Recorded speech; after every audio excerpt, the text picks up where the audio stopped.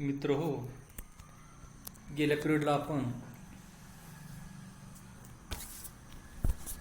आपल्या TYBAचा असणारा जो पेपर नंबर 7 आहे, भूगोलशास्त्र विचार आणि संकल्पना, या युनिटमधील जो भाग आपण सुरू केलेला होता तो म्हणजे आरबांचं भूगोल विज्ञानामध्ये असणारं योगदान.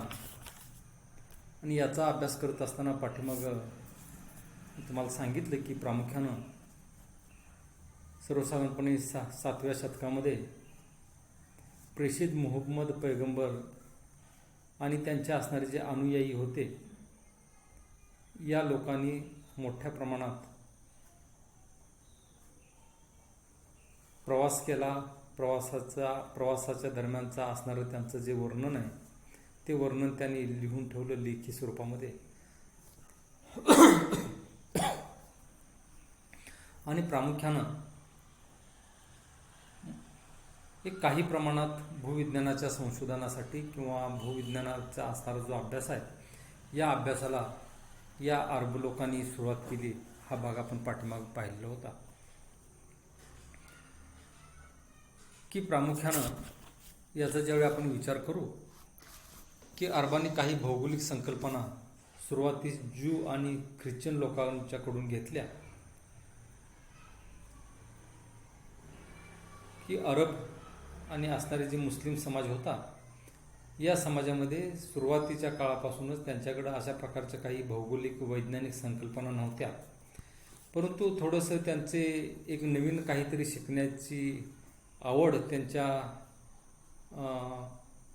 रक्तामध्येच हा घटक असल्यामुळं नवनवीन संकल्पना, ह्या गोष्टी इथंच काय आहेत तिथंच काय आहेत, नैसर्गिक असणारे जे सिद्धांत दरम्यानच्या काळामध्ये युरोप खंडामध्ये सुरू झालेले होते, मोठ्या प्रमाणात संशोधनाकडं तिकडं लोकांचा कल होता. आणि ह्या असणारं नवीन ज्ञान आत्मसात करण्याची एक जिज्ञासा या मुस्लिम लोकांच्याकडं निर्माण झाली. आणि म्हणून त्या काळामध्ये ज्यू लोक आणि ख्रिश्चन लोक जे होते आणि त्यांनी मांडलेल्या ज्या काही संकल्पना होत्या, या संकल्पना स्वीकारण्याचं काम हे प्रामुख्यानं या मुस्लिम समाजातील काही अभ्यासू लोकांनी घेतलेलं दिसून येतं. अरबांचे पहिले भूगोलशास्त्रातील जे लेखन आहे हे इसवी सन 8व्या शतकामध्ये प्रकाशित झालेलं आहे. सर्वसाधारणपणे 731 अरबांनी बगदाद शहर वसवलं. मी तुम्हाला परवा गेल्या तासाला सांगितलेलं होतं की हे जे आत्ताच असणारं जे मोठं शहर त्यांचं आहे बगदाद, आणि या बगदाद शहराची असणारी स्थापना किंवा असणारा जो मूळ इतिहास आहे तो 731 आहे. 731 बगदाद शहर इस्लाम लोकांनी वसवलं आणि इस्लाम विचारांचं ते एक प्रमुख केंद्र म्हणून त्याकडे पाहिलं जात होतं. एक पाठीमागच्या काळामधला जर आपण विचार केला तर पुणे हे जे शहर आहे, हे पुणे शहर आपण शैक्षणिक शहर म्हणून त्याकडे पाहतो. शैक्षणिक शहर म्हणून पुणे शहराचा उदय झाला. कर्नाटकमध्ये असणारं धारवाड शहर हे जे आहे, हे धारवाड शहराचा सुद्धा शैक्षणिक शहर म्हणूनच त्याचा उल्लेख केला जातो. अगदी पूर्वीच्या काळी त्या ठिकाणी विद्यापीठाची स्थापना झाली आणि म्हणून अनेक महाराष्ट्र असेल, कर्नाटक, तमिळनाडू, आंध्र, केरळ इथले विद्यार्थी धारवाडला शिक्षणासाठी येत होते. म्हणून त्या शहराला आपण शैक्षणिक शहर म्हणून ओळखतो. तसंच हे असणारे जे बगदाद शहर आहे, बगदाद शहराची स्थापना 731 झाली आणि त्या दरम्यानच्या काळामध्ये अनेक इस्लामी लोक तिथं राहायला गेले. आणि राहायला गेल्यामुळे काय झालं तर त्या ठिकाणी असणारं एक अभ्यासाचं प्रमुख केंद्र किंवा विचारवंतांचं असणारं एक महत्त्वाचं केंद्र म्हणून बगदादचा प्रसार हा मोठ्या प्रमाणात त्या काळामध्ये झाला. या संस्थेत जगभरातून विद्वानांना तिथं आमंत्रित केलं जात होतं. अरबी विचारवंतांना निरनिराळ्या शास्त्राचे शिक्षण देण्यासाठी तिथं अनेक तज्ज्ञ लोक त्या ठिकाणी येत होते.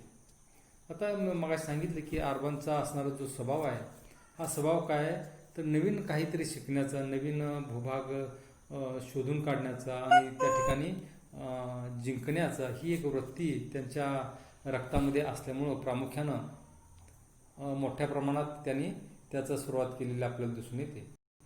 आता या गोष्टींचा ज्यावेळी आपण विचार करू त्यावेळी अरब विचारवंतांना निरनिराळ्या शास्त्राचे शिक्षण देण्यासाठी त्या काळामध्ये जगातील इतर जे तज्ज्ञ लोक आहेत त्यांना आमंत्रित केलं जात होतं आणि त्या लोकांच्याकडून हे अरब किंवा मुस्लिम लोक हे आधुनिक शिक्षण घेत होते. यातूनच अरब विचारवंतांना ग्रीक, लॅटिन, रोमन, संस्कृत भाषेचं ज्ञान झालं. भारतामध्ये संस्कृत भाषा ही ज्ञानभाषा म्हणून त्या काळामध्ये विकसित झालेली होती. भारतामध्ये असणारं जे प्राचीन ज्ञान आहे, प्राचीन संस्कृती, प्राचीन लिखाण, एकूणच प्राचीन कला संस्कृती याचं असणारे मांडणी किंवा जतन हे कोणत्या भाषेमध्ये केलं होतं तर संस्कृत भाषेमध्ये केलेलं होतं. आणि ही असणारे संस्कृत भाषेतले जे तज्ज्ञ लोक होते, विद्वान होते, यांना सुद्धा अरब लोक किंवा मुस्लिम लोक हे बगदादला आमंत्रित करत होते आणि तिथं जाऊन ते त्यांना आधुनिक शिक्षण देत होते किंवा आपल्याकडे असणारं जे ज्ञान आहे, असणारे वेगवेगळ्या प्रकारच्या ज्या संकल्पना आहेत या संकल्पना त्यांना दिल्या जात होत्या.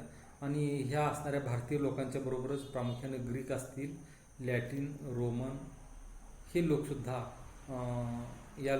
या भाषेतील असणाऱ्या विद्वानांना अरब लोक हे बगदादमध्ये निमंत्रित करत होते आणि त्यांच्याकडून आधुनिक शिक्षण घेत होते. त्यामुळे त्यांना या भाषेतील साहित्याचा अभ्यास करता आला. भूगोल क्षेत्रात अरबांनी जो विकास साधला त्याची काही कारणं आहेत. ती कारणं कोणती तर मी आता सांगितले की अरबांचा असणारा स्वभाव. अरब लोक हे चौकस आहेत, त्यामुळे त्यांनी Greek, Roman, Egyptian, Christian, Persian आणि हिंदू साहित्याचे अरबी भाषेमध्ये रूपांतर केलं. सर्वसाधारणपणे 813 त्या काळामध्ये खलिफा अल मामून नावाचा जो सम्राट होता त्यांचा गादीवर बसलेला, त्यांनी या असणाऱ्या आधुनिक ज्ञान आत्मसात करण्यासाठी त्यांनी प्रोत्साहित केलं. ज्यू आणि ख्रिश्चन विचारवंतांना त्यांनी आपल्या राज्यात आश्रय दिला. त्याचबरोबर भारतीय विचारवंतांना बगदादामध्ये बोलवून त्यांच्याकडून गणित असेल, संस्कृत असेल, त्रिमितीचे ज्ञान असेल, हे सगळं अरबी भाषेमध्ये भाषांतर करून घेतलं आणि ग्रीक, रोमन आणि प्राचीन भारतीय भूगोल संकल्पनांचे अरबी भाषेमध्ये रूपांतर करून घेतलं. त्यांची असणारी जी मूळ भाषा होती अरबी, या अरबी भाषेमध्ये असणारं जे ज्ञान आहे हे तोडकं होतं, हे परिपूर्ण नव्हतं. मग हे असणारं ज्ञान परिपूर्ण करण्यासाठी त्या काळामध्ये असणारा तो त्यांचा जो सम्राट होता, कोण, खलिफा अल मामून, यांनी काय केलं तर अशा असणाऱ्या अनेक विद्वानांना निमंत्रित केलं, काहींना आश्रय दिला आणि त्यांचं असणारं ज्ञान हे स्वतःच्या अरबी भाषेमध्ये रूपांतरित केलं, भाषांतरित केलं. आणि अशा प्रकारचा हा असणारा जो अरबांचा स्वभाव आहे हा सुद्धा भूविज्ञानाच्या विकासासाठी कारणीभूत असलेला दिसून येतो. दुसरा जो घटक आहे तो म्हणजे इस्लामी बंधुभाव. इस्लामी साम्राज्याचा विस्तार अफाट होता. या साम्राज्यातून प्रवासी चीनपासून ग्रीसपर्यंत आणि सिंधूपासून अटलांटिकपर्यंत प्रवास करीत होते. या प्रवासाच्या दरम्यान कसलीही बंधने नव्हती. नंतर जरी या साम्राज्याची शकले झाली तरीसुद्धा इस्लाम धर्मीयांना प्रवास स्वातंत्र्य होते, त्यांच्यात बंधुभाव होता. त्यामुळे इब्ला बाबून जेव्हा चीनला पोहोचला तेव्हा तेथील इस्लाम धर्मीयांनी त्यांचे स्वागत केले. आता इस्लाम धर्माचा जर एक गुण दुसरा आपण पाहिला तर बंधुभाव हा एक त्यांच्याकडं एक गुण असलेला आपल्याला दिसून येतो. आणि इस्लामी बंधुभाव हा जो घटक आहे याचा सुद्धा प्रभाव हा भूविज्ञानाच्या विकासासाठी झालेला आपल्याला दिसून येतो. आता इस्लामाचं असणारं साम्राज्य जगभर मोठ्या प्रमाणात पसरलेलं होतं. त्यांच्या धर्मामध्ये प्रवास करायला बंधनं नव्हती. हिंदू धर्माचा जर आपण इतिहास पाहिला तर समुद्राचा प्रवास करणं हे निषिद्ध मानलं जात होतं, निषिद्ध मानलं जात होतं. कसल्याही प्रकारची मुभा किंवा मान्यता ही समुद्र मंथनाला किंवा समुद्र प्रवासाला नव्हती. आणि म्हणून भारतीय लोक हे फारसं बाहेर जात नव्हते. अगदी तुम्हाला महात्मा गांधीचं जरी उदाहरण तुम्ही घेतलं की सर्वसाधारणपणे 1890च्या दरम्यानचा काळ, ते ज्यावेळी भारतात मॅट्रिक झाले आणि बॅरिस्टर होण्यासाठी विलायतेला जाऊ लागले इंग्लंड, तेव्हा त्यांच्या गांधी कुटुंबाला पूर्णपणे त्यांच्या पाहुण्यापैनी आणि त्यांच्या भावकीनं वाळीत टाकलेलं होतं. त्यांच्या घरी कोणी जात नव्हतं, त्यांना निमंत्रण देत नव्हते. का देत नव्हते तर स्वतःच्या मुलाला त्यांनी विलायतेला शिक्षण घेण्यासाठी बॅरिस्टर करायला पाठवण्यासाठी निर्णय घेतलेला होता. आणि हा जो हे विचार आहे हा त्या काळामध्ये त्यांच्या भावकी असेल, पाहुणेपै असतील यांना पचलेला नव्हता. अशा प्रकारचा एक निगेटिव्ह थिंकिंग ही हिंदू धर्मामध्ये बराच काळ ही रुजलेली होती. परंतु अशी परिस्थिती मुस्लिम धर्मामध्ये नव्हती की कितीही प्रवास करायला तिथं बंधनं नव्हती.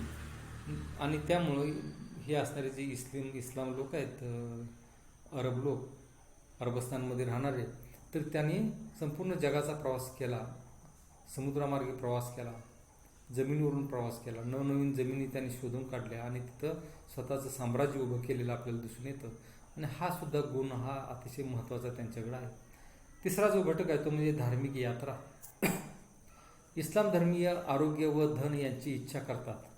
ती केवळ त्यांची पवित्र धार्मिक स्थळांची मक्का आणि मदिना हज यात्रा करण्यासाठी होय.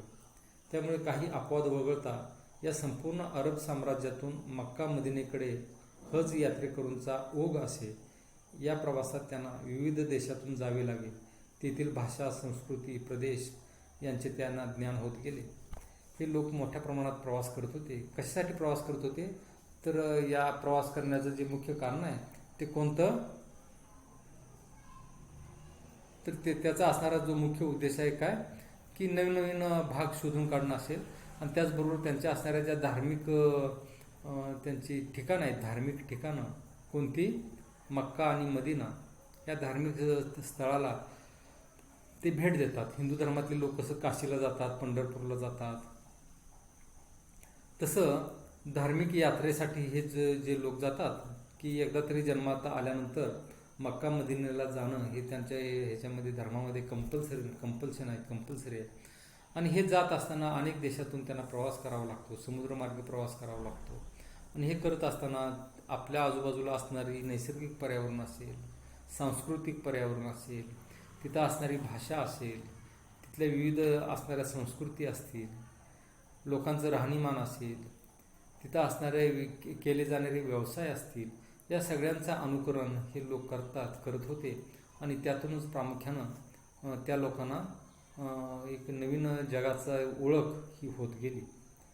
पुढचा जो घटक आहे तो म्हणजे व्यापार. इस्लामी साम्राज्यामध्ये मुस्लिम लोकांना युरोप, आफ्रिका, आशिया या खंडाचा विस्तृत भूभाग व्यापारासाठी उपलब्ध होता. हा असणारा त्यांचा जो प्रवास होता की व्यापाराचा दृष्टीने केला जाणारा, तो उंट, घोडे व इतर प्राण्यांच्या पाठीवर विविध प्रकारच्या माल लादून तसेच सागरी मार्गाने हे व्यापारी चीनपासून इथोलियापर्यंत व अटलांटिकपासून इंडोनेशियापर्यंत व्यापार करत होते.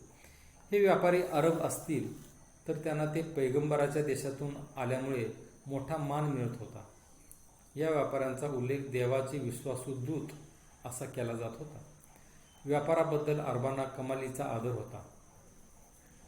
खलिफा उमर फास्कीने म्हटले आहे की मृत्यूनंतर मला सर्वात आवडती जागा मंडई असेल.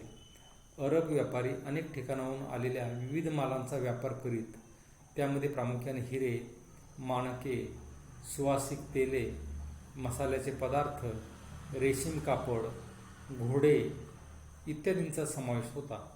व्यापारातून व व्यापाराच्या वस्तूतून उत्पादक देशाची व वस्तूंचा व्यापार केला जाणाऱ्या देशांची चांगली भौगोलिक माहिती मिळत होती.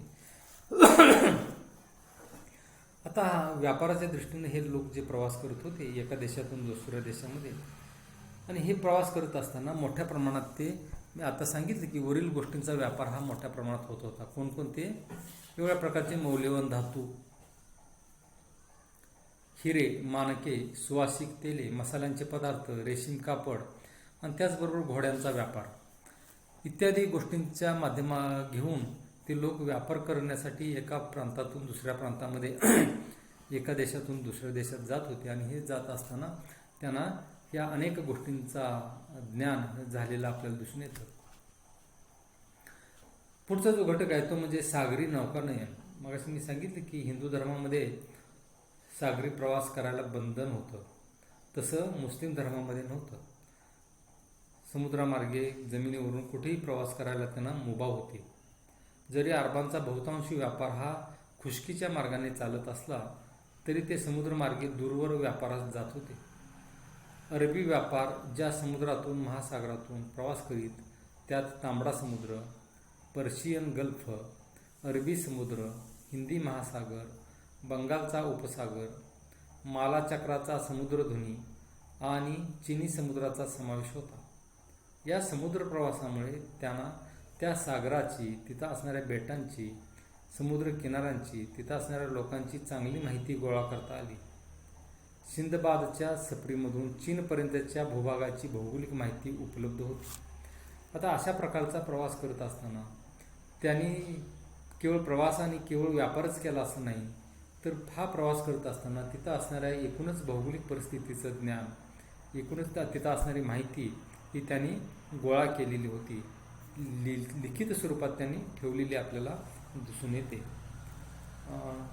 तर अशा प्रकारे इतके गुण हे यांच्याकडं असल्यामुळं या अरब लोकांनी किंवा मुस्लिम लोकांनी भूविज्ञानाच्या विकासामध्ये मोठ्या प्रमाणात भर घालण्याचं काम केलं. पुढच्या पिरियडला आपण त्यांनी प्राकृतिक रचनेचा अभ्यास कसा केला या प्रवासामध्ये हा भाग आपण नंतर पाहणार आहोत. ठीक आहे, थँक्यू.